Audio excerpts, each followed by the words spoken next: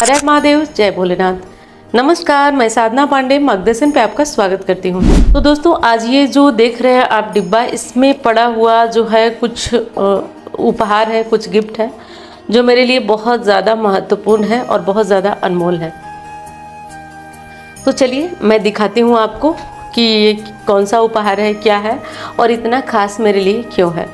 सबसे पहले तो देखिए, आपको बता दूं कि ये मुझे दिया कौन है।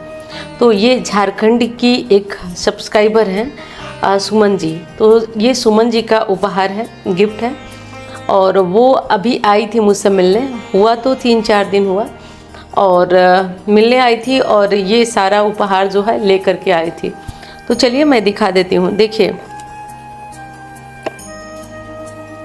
सबसे पहली चीज़ कि ये देखिए आप लोग, ये लाख की चूड़ी है जो मेरे लिए बहुत बहुत ज़्यादा महत्वपूर्ण है, क्योंकि हमारे यहाँ यूपी में ये चूड़ियाँ मिलती नहीं हैं। जो लोग यूपी से हैं वो जानते हैं, ये मिलती नहीं है। और लाख की चूड़ियाँ सुहाग के लिए बहुत अच्छी हैं। अगर आप किसी त्यौहार पे पहनते हैं, किसी विशेष मौके पे पहनते हैं, तो ये आपके लिए बहुत खास, बहुत विशेष होती हैं।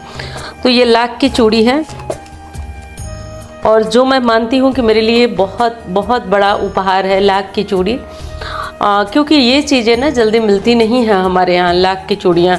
और ये पहनना किसी भी तीज में, त्यौहार में, तो ये बहुत ज़्यादा शुभ होता है हर सुहागिन महिला के लिए। और देखिए, ये जो भी मैं दिखा रही हूँ सब लाख की, वो बोली कि दीदी हमारे यहाँ ये मिलती है तो मैं ले आई हूँ।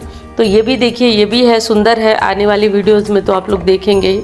और ये देखिए, ये वाला है जो, ये भी लाख का ही है। तो ये भी हम लोग सूट वगैरह पे पहन सकते हैं, अच्छी लगेगी, बहुत अच्छी लगेगी।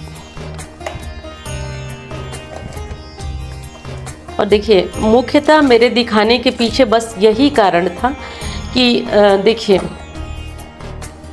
आप लोगों से मैं हृदय से कहती हूँ कि जो भी मुझसे मिलने आते हैं, चाहे कोई पूजा या किसी चीज़ के संदर्भ में, तो प्लीज़ आप लोगों से हाथ जोड़कर ये प्रार्थना है, मैं आपसे या सबसे कह रही हूँ कि इतने महंगे उपहार मत लाइए जो मैं अपनी, मतलब मुझे अच्छा ही ना लगे।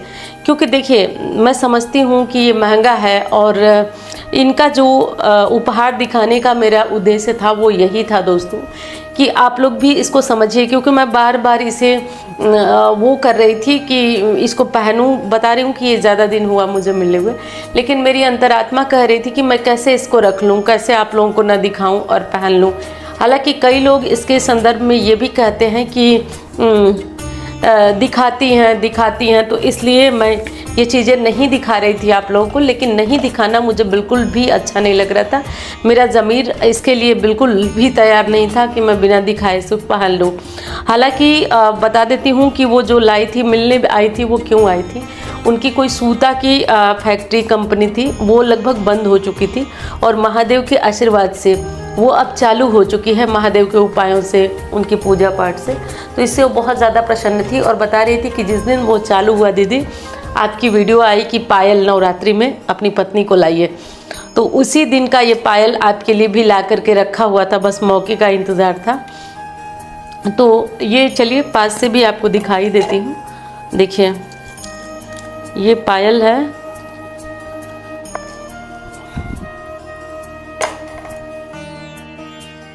देख रहे होंगे आप लोग, ये पायल है जो कि बहुत ज़्यादा सुंदर है।